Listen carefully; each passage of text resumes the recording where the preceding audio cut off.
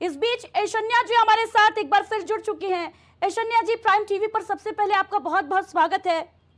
भारत की तरफ से बड़ी कार्रवाई हुई है, बड़ी सैन्य कार्रवाई हुई है। 9 आतंकी ठिकाने नेस्तनाबूद कर दिए गए हैं।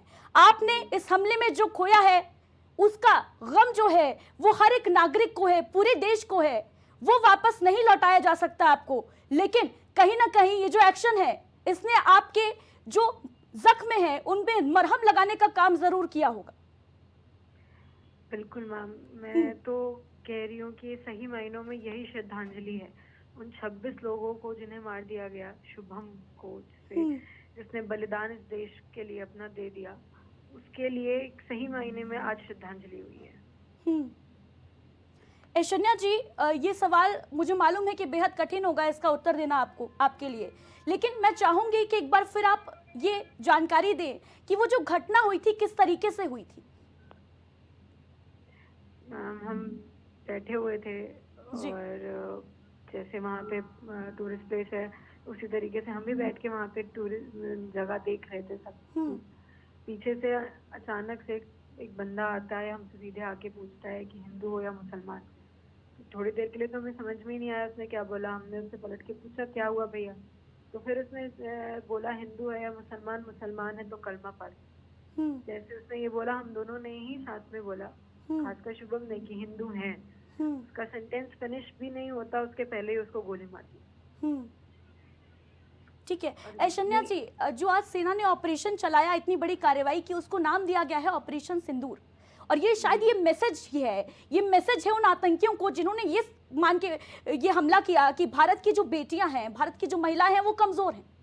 जी, किस तरीके से देखती हैं आप इस ऑपरेशन को? मैं इस ऑपरेशन के नाम को तो इस तरीके से देखती हूँ कि माननीय नरेंद्र मोदी जी हम 26 औरतों से मिलने नहीं आ पाए थे क्योंकि वो एक बिगर पिक्चर में काम कर रहे थे। तो एक तरीके से उन्होंने इस ऑपरेशन का ये नाम रख के हम 26 औरतों को एक मैसेज दिया है कि ये जितना पर्सनल हमारे लिए है उतना पर्सनल ये उनके लिए भी है।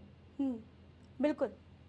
ऐश्वर्या जी, क्या अब आपकी सरकार से कोई मांग है, क्योंकि आप लगातार ये भी मांग कर रही हैं, आपके द्वारा उठाई जा रही है कि क्योंकि आपके जो हस्बैंड थे वो पहला टारगेट था आतंकियों का, शहीद का दर्जा मिलना चाहिए, इसको लेकर क्या कहेंगी?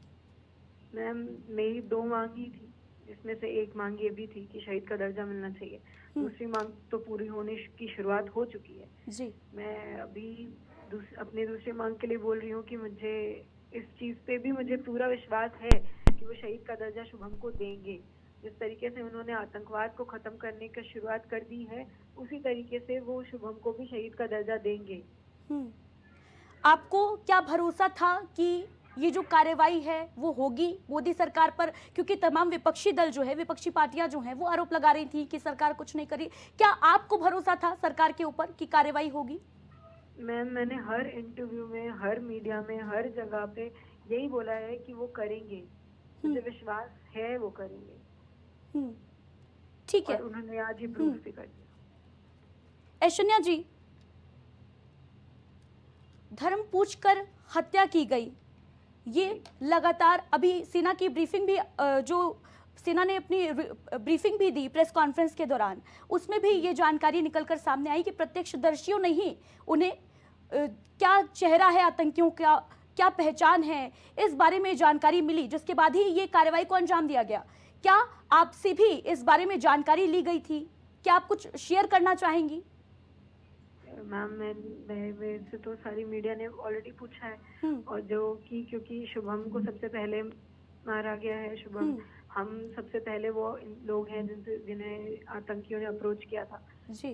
तो मैं तो क्लियरली सबसे बोल ही रही हूँ कि ये धर्म पूछ के ही मारा है उन्होंने, धर्म पूछ के ही उन्होंने मेरे पति की हत्या करी है।